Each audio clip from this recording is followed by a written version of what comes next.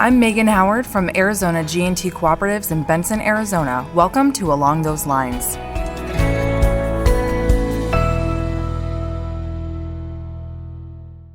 Support for this podcast comes from Meridian Cooperative, valued partner to cooperative utilities across the country and the communities they serve. Hi, everyone. This is a podcast about electric cooperatives, the work they do, and the challenges they face. I'm Kel McCall, guest hosting this episode for Scott Hoffman. Over the last 50 years, the Electric Cooperative Youth Tour has sent over 75,000 rural teenagers to Washington, D.C. for the trip of a lifetime, where they meet with their elected officials, tour historic monuments and museums, and build relationships with fellow delegates from across the country. Through the Youth Tour and Youth Leadership Council, NRECA works to cultivate the next generation of cooperative leaders. From Tim Cook, the CEO of Apple, to Rachel Hauser, CEO of Tri-County Rural Electric Cooperative in Pennsylvania, alumni of NRECA's youth programs are creating an impact in their communities. In this episode, we'll hear from NRECA's Youth Programs Manager, Beth Knudson, as she discusses the program's history, impact, and its future. We'll also hear from the 2023 Youth Leadership Council National Spokesperson, Rukaya Alrubaye, on why it's important for co-ops to invest in future leaders. Beth and Rukaya, welcome to the podcast. Thank you so much for coming on. We're going to get started today, Beth, with you. Why don't you get our listeners up to the speed on the basics? We'll start with the most simple question there is. What is Youth Tour? Okay, well, hey, Kale, thanks for having me on. I'm going to start with a little history lesson because that's where it all began. The year was 1958, and NRECA's annual meeting in Chicago had featured speaker, then Senator Lyndon B. Johnson, addressing their delegation. And Senator Johnson said, you know what? Rural kids need to get out to Washington, D.C. to see what that flag stands for and see where the decisions are made. And I think the electric co-ops are just the people to send them. And so people in that audience took note. Later that summer, Senator Johnson had a few interns work for him in his office, courtesy of electric cooperatives. They're the ones who sponsored their trips. And then Iowa said, yeah, we like this idea. And they sent a busload of delegates and chaperones to Washington, D.C. Later that summer, Illinois did the same thing. And these kids, for the first time, went and met with their representatives. They toured monuments. They toured the museums that were there, all on behalf of the rural electric cooperatives. And the idea caught on because throughout the next few years, we had more and more states join in. And by 1964, there were 12 states who were independently going out to Washington, D.C. to expose these delegates to what was going on in their nation's capital. And they said, hey, NRECA, can you help us with some of the coordinating, some of the planning? Can you be kind of our umbrella support system? NRECA said, yep, you betcha. And the rest is history. We've been going strong since 1964. I just saw a figure not too long ago, and it sounds like there have been over 75,000 high school students who have gone through our youth tour program. And so that's 75,000 rural delegates from all over the United States who have gotten to experience our nation's capital like no other. And they really have the electric co-ops and our state associations and NRECA to thank for it. Wow, Beth, what a rich history that is rooted in electric cooperative advocacy and engagement with elected officials. You just mentioned that 75,000 teens have participated in the program over its 50-year history. That's almost 1,300 delegates this summer. First off, applause for handling that influx every year. But what is your goal as program coordinator when these delegates arrive in DC each summer? Ooh, good question. So my goal is kind of a selfish one because as much as I love getting to be Mama Beth, having these delegates year after year say, hey, thank you for helping facilitate this trip of a lifetime. My more, I'm going to say selfish goal is to attract and retain these young minds. These are our future voters. These are our political advocates. These are the people who, when it's time to buy a home, will hopefully say, I want a home on co-op lines, or I just really want to support the initiatives of the electric cooperatives. You know, if their first experience is a free trip to Washington, D.C., where they get to to know the political landscape and also the cooperative business model, I just think that's a wonderful opportunity for them to then stay engaged in our industry and in rural America. Beth, we keep talking about this trip of a lifetime. And Rukaya, you just went on it last summer. Why don't you give us a super high level overview of what a day in the life of a delegate looks like? Tell us what you did, what you saw, what was your favorite thing? Fill us in.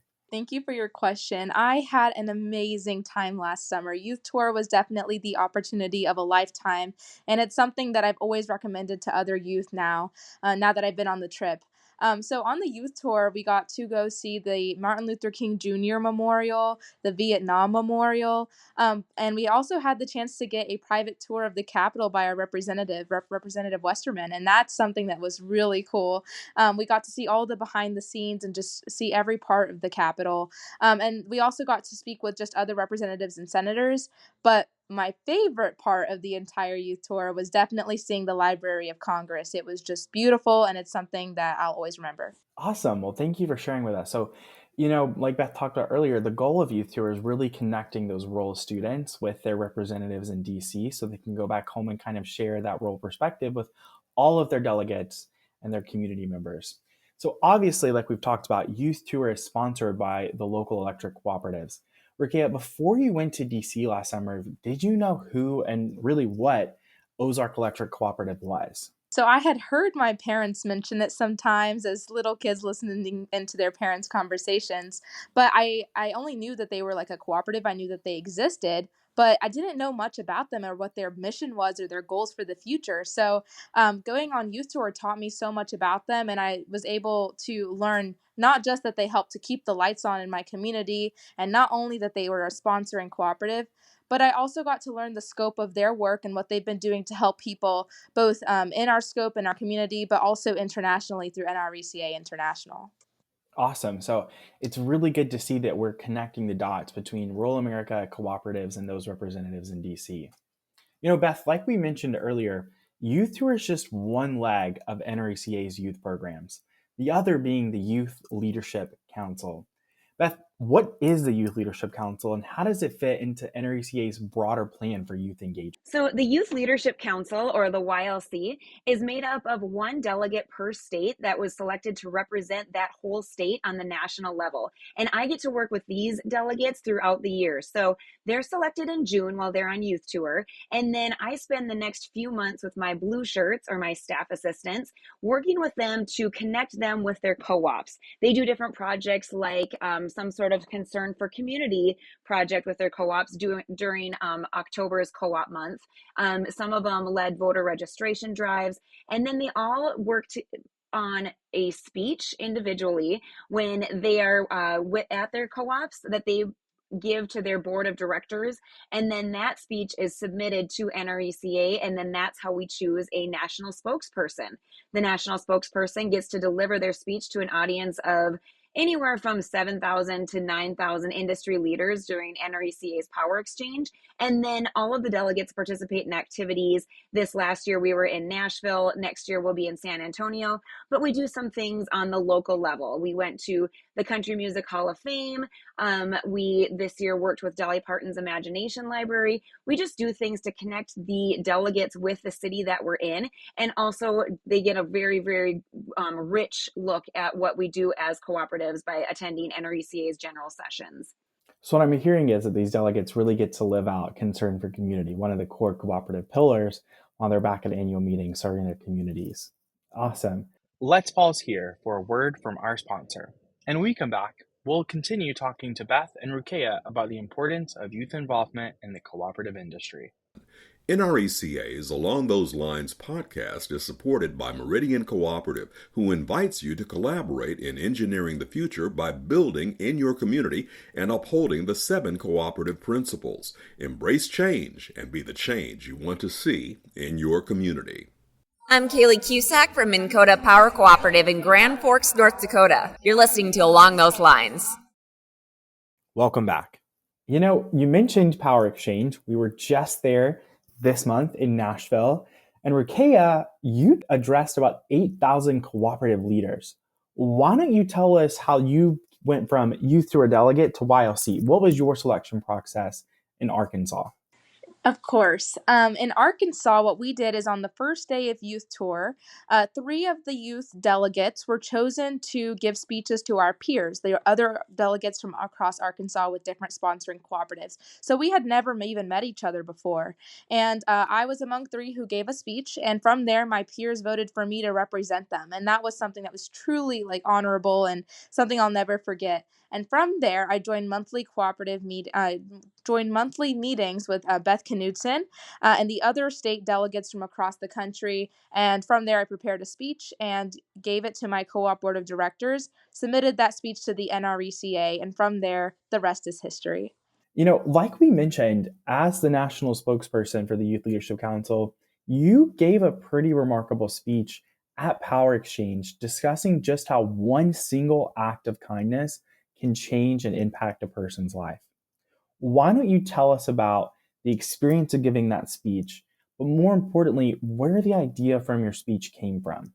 Absolutely. The experience to give that speech was just incredible. And it was definitely an emotional experience that was very impactful for me because I heard the story of how my father, who at the time was working for RTI International when he was still in Iraq, I heard how he had saved Lieutenant Colonel Barney Morris's life. And then Barney Morris repaid that act of kindness by helping my family to come to America. And so when I heard that story growing up and like coming of age, I knew that one day I wanted to tell that story to other people and I wanted to inspire them to do the same.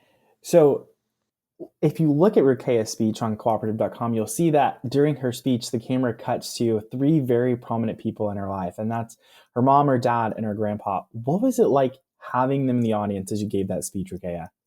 It was definitely very emotional for me. I was repaying, and it was my thank you to my grandpa Barney for everything he had done for our family.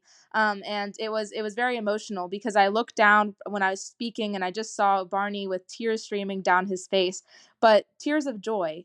As he knew that our story was being shared to other people and that it could inspire other soldiers or other people out there to help people. And if I'm recalling correctly, Grandpa Barney didn't know what he was coming to Nashville for. It was a big surprise altogether, right? Absolutely. He calls it now the most pleasant surprise of his life. That is so remarkable. And what a remarkable story in terms of how your family came to the United States. And more importantly, how you and your family have really thrived since being here. Tell me what lessons you've kind of drawn from your travel over here and what kind of your day-to-day experiences in Arkansas. Being able to like hear the story and to share that story, I learned so much from like immigrating to America and from hearing it because I saw what the importance of persevering even in the face of adversity is. If my father gave up when the first like piece of adversity came his way, we would have never been able to come to America. And so as you can tell, being determined and always persevering through all of the hardships in life can really change the course of your life and the lives of others. And in your speech, you talked about NRECA International and how they're kind of electrifying the globe. What kind of was that aha moment for you, and where did that come from? If I do recall correctly, it was during one of the Youth Day sessions back last June. Is that right? Absolutely. When I was sitting in the youth day sessions on the youth tour last summer, I had the chance to hear Ms. Zareta Hoffman speak, who works with NRECA International. And I was instantly able to make this connection with her, even just hearing her on stage on how she helped other people internationally. We are, American Electric Cooperatives, but that doesn't mean we have to stay limited to this country. And so we were certainly electrifying the globe. And it was inspiring to see how many people here were willing to help people who they'd never even met before, even overseas. What an impactful story. And I encourage you all to check it out on cooperative.com. Beth, we've talked a lot about change and adaptation and how, everything's always evolving. How long have you been managing Youth Tour and YLC for NRECA?